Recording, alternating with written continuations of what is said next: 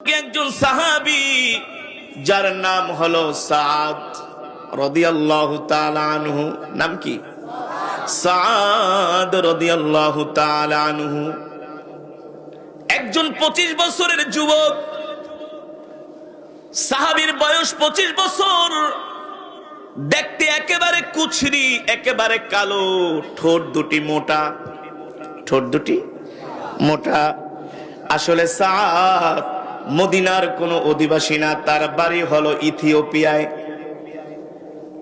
ওই দেশের মানুষগুলো কালো হয়, নিগ্র হয়, ঠোঁটগুলো মোটা হয়। এমন একজন সাহাবী সাদ রাদিয়াল্লাহু তাআলা আনহু, একেবারে নিঃস্ব। মদিনায় কোনো তার ঘরও নাই, বাড়িও নাই, এক খণ্ড জমিও নাই। এই কারণেই বলেছি সাহাবীদের মাঝে সম্পদের লোভ ছিল না, ক্ষমতার লোভ ছিল না, নারীর লোভ ছিল না, বাড়ির লোভ ছিল না। এই কারণেই তারা কাফেরদেরকে প্রতিটা জিহাদের ময়দানে পরাজিত করতে পেরেছে। যে সাহাবীর কথা বললাম সাদ রাদিয়াল্লাহু তাআলা আনহু, একেবারে নিঃস্ব, গরীব, দেখতে কালো, একেবারে অর্থনৈতিক দিক থেকে একেবারে দুর্বল। মক্কায় কোনো ঘরও নাই, মদিনায় কোনো বাড়িও নাই, এক খণ্ড জমিও নাই। সব সময় আল্লাহর নবীর দরবারে এসে পড়ে থাকেন। কিন্তু আল্লাহর নবী এই সাহাবীকে এত ভালোবাসেন, এত ভালোবাসেন, এত ভালোবাসেন, রাহমাতুল লিল আলামিন। একদিন সাহাবীকে ডাক দিয়া বলে, এ সাদ, তোমার তো বয়স হয়ে গেছে, তোমার তো এখন বিয়ে শাদী করা দরকার। যুবক বন্ধু, ভালো কইরা সাহাবীর জীবনীটা শুনে রে বন্ধু। আমরা কোথায় আছি? আমাদের ইমানের অবস্থা কি? আমাদের দিলের মধ্যে আল্লাহ রাসূলের ভালোবাসা কতটুকু আছে? নিজেই নিজের বিচার করার চেষ্টা করি রে যুবক। আল্লাহর নবী রাহমাতুল লিল আলামিন বলে, সাহাবী, তোমার বিয়ের বয়স হয়েছে, বিয়ে করবা নাকি? সাহাবী মুস্কি একটা হাসি দিয়া আর কোনো কথা বলে না। রাহমাতুল লিল আলামিন বুঝতে পারলেন বিয়ে করতে মন চায়, ঠিক কিনা বলেন? আল্লাহর নবী আবার জিজ্ঞেস করলেন, সাহাবী, বিয়ে করবা নাকি? সাহাবী বলেন, ওগো আল্লাহর নবী, আমি একটা গরিব মানুষ, দেখতেও কালো, অত সুন্দর না। আল্লাহর নবী তো জানেন তার সাহাবী কেমন, কালো হইলে কি হয়েছে, ভিতরে পুরাটাই সাদা। আর আমাদের উপরে সাদা আর ভিতরে পুরাটাই কালো। এই মানুষের আল্লাহ তাআলার কাছে 2 পয়সারও দাম নাই না। রাহমাতুল লিল আলামিন বলে, সাহাবী, তুমি বিয়ে করবা কিনা বলো। ওগো নবীজি, 1 নম্বরে গরিব, কালো, 2 নম্বরে তো আমার টাকা পয়সা নাই, কে আমার কাছে মেয়ে বিয়ে দিবে? আল্লাহ নবী বলে, তুমি বিয়ে করবা নাকি শুধু বলো। এবার মুস্কি একটা হাসি দিয়া চুপ করে আছে। আল্লাহ নবী বলে, শোনো, আমি তোমাকে একটা চিঠি লেখা দেই। এই মদিনায় আমার একজন সাহাবী আছে, তার নাম হলো আবু আইয়ুব আনসারী। তার একটা সুন্দরী কন্যা আছে, সুবহানাল্লাহ, যাকে বলা হয় হুরে মদিনা, মদিনার সবচেয়ে সুন্দরী কন্যা, সুবহানাল্লাহ। যাও, আমি পত্র লেখা দিলাম, নিয়ে আমার সাহাবীর কাছে দিবা, সুবহানাল্লাহ। আল্লাহর নবী পত্র লিখে দিলেন, যাও আমার সাহাবীর কাছে যায় পত্রটা দিবা। ওই পত্রের মধ্যে আল্লাহর নবী সালাম দিয়া বললেন, সাহাবী, আমি আমার সাদকে পাঠাইছি তোমার কাছে, তোমার একটা কন্যা আছে, এই কন্যাকে আমার সাহাবীর সাথে বিয়ে দিবা। আমি নবী প্রস্তাব দিলাম। এবার সাহাবী সাদ রাদিয়াল্লাহু তাআলা আনহু পত্র নিয়া এক দৌড়।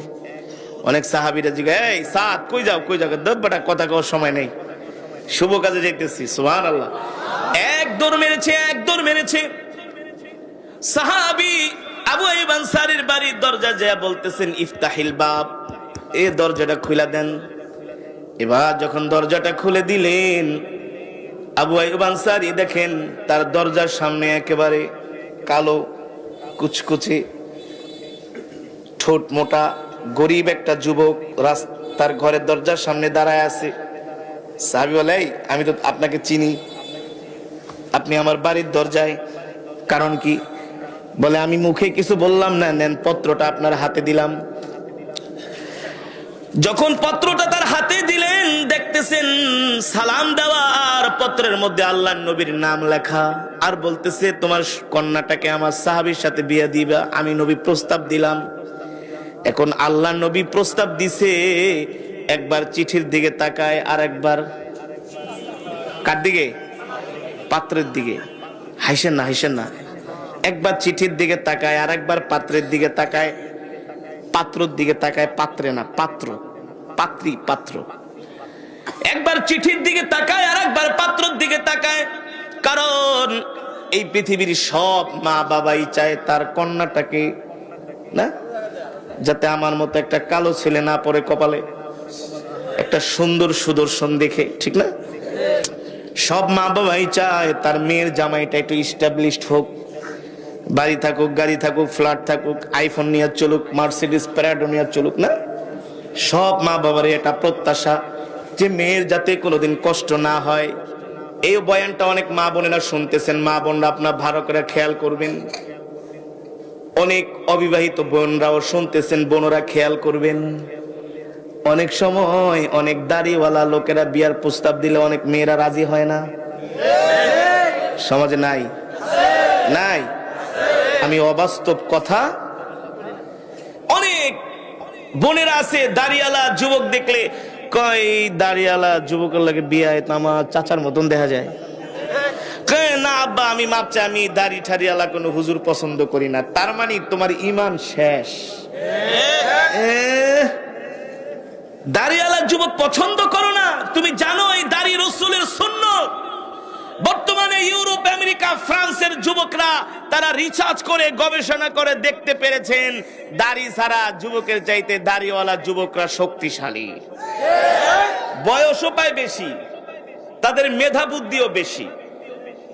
দাড়ি কাটতে কাটতে, খুর লাগাইতে লাগাইতে একসময় শরীরের মেটাবলিজম, ভিটামিন সি, ডি যা আছে সব বের হয়ে যায়। তারপরে মরণের সময় চেহারাটা করে থাকে। বুঝেন নাই?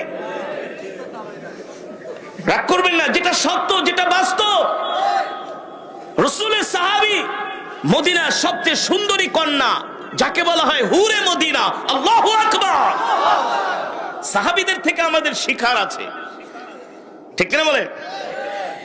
এবার আবু আইয়ুব আনসারী একবার পত্রের দিকে তাকায়, আর একবার পাত্রের দিকে তাকায়।